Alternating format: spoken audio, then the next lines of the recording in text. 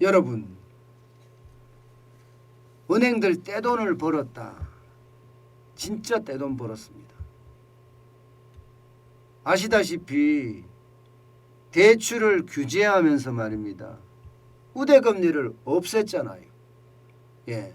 게다가 가상금리를 더 플러스했어요. 가상금리를. 왜 플러스를 했느냐?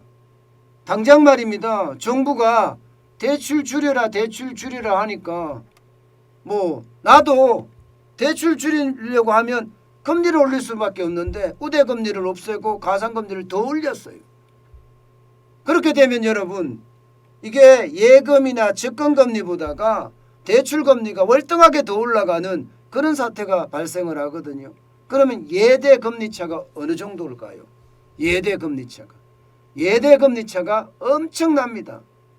지금 현재까지 보면 말입니다. 이게 거의 2010년 이후 최대라고 이야기할 만큼 예대 금리가 차이가 납니다. 굉장히 많이 올라갔잖아요. 2010년 10월에 말입니다. 2.22% 예대 금리. 그러니까 대출 금리하고요, 예금 금리의 차이가 말입니다. 2020년 12월에는 2.05%였던 것이 2021년 9월에는요 2.14%까지 올라갔어요. 그러니까 지금 연차로 따지면 한 11년 만에 최고치인가요? 11년 만에 엄청나게 예대금리가 많아졌어요. 그러다 보니까 어떻게 될까요, 여러분? 그러다 보니까 이게 예금은행의 단기 순이익은 폭증합니다. 폭증. 여러분 이거 한번 보세요. 진짜 폭증했습니다. 4대 시중은행의 단기 순이익 보세요. 2021년에 무려 14조 4,349억 원입니다. 2020년만 하더라도 10조 8,143억 원이었거든요.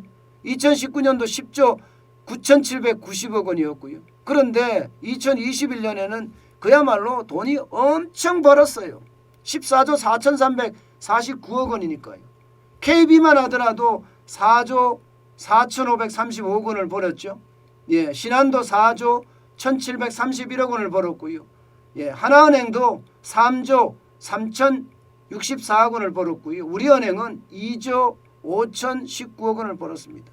늘어난 게 그야말로 떼돈이라고 이야기할 만큼 늘어났습니다. 떼돈.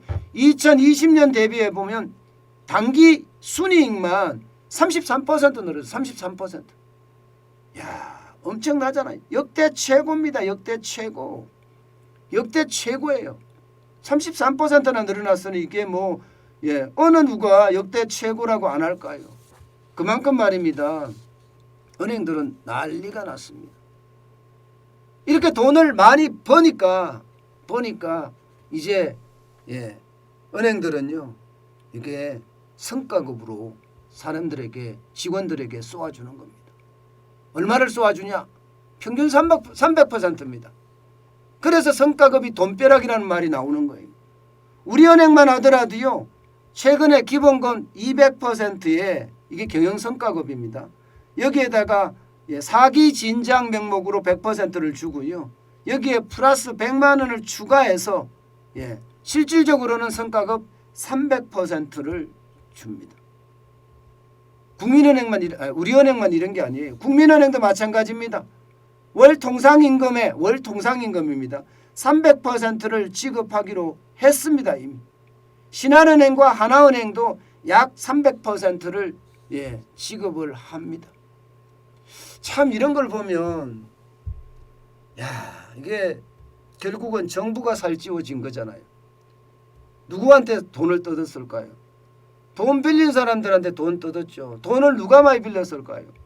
여러분, 힘없고 돈 없는 사람들, 그런 사람들이 돈 많이 빌렸어요. 결국은요. 코로나19 때문에 소상공인, 자영업자, 영세기업 할 것 없이 돈 빌리는 데는 진짜 많았어요. 엄청나게 돈을 빌렸단 말입니다. 가계부채만 하더라도 1844조까지 가잖아요.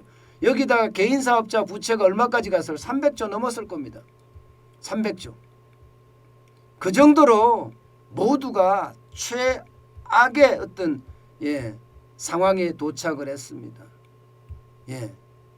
그런데 이 돈이 이렇게 성과급으로 예, 쉽게 말하면 돈 잔치 내지는 돈벼락이 되니까 비판 여론도 높아지는 것은 어쩌면 당연합니다. 정부의 정책이 그랬으니까 뭐 은행이 어쨌다 이 말을 하기엔 참 어려워요. 그죠? 그렇지만 은행들도 이렇게 이익이 나면 말입니다. 지금 부채에 대한 문제, 가계부채가 폭발한다. 또 기업부채가 폭발한다. 국가부채가 폭발한다. 이렇게 부채 폭발에 대한 위험성이 계속 나오니까 그에 따라서 충당금을 좀 쌓으면 될 텐데 또 충당금은 안 쌓아요.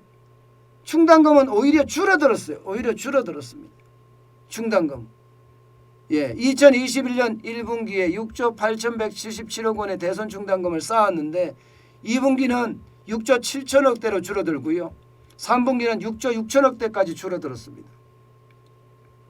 이러니 이제 비판은 계속 커지지요.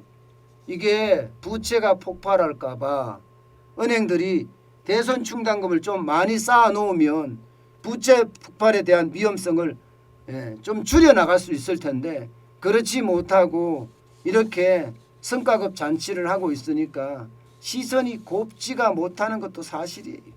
시선이 곱지가 못하는 것. 저는 금융위원장이나 혹은 금융감독위원장이 하나같이 이구동성으로 대선 충당금 쌓아라. 그렇게 이야기하는 데는 다 이유가 있을 거라고 생각을 합니다. 정보가 우리보다는 월등하게 많잖아요.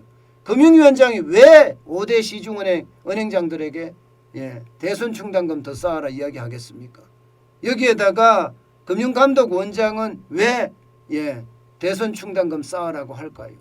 저는 그 대선 충당금 쌓으라고 하는 것 거기에는요 위험이 굉장히 빨리 다가오고 있다. 그렇기 때문에 지금 대선 충당금을 쌓지 않으면 안 된다. 저는 그런 뜻으로 받아들였거든요.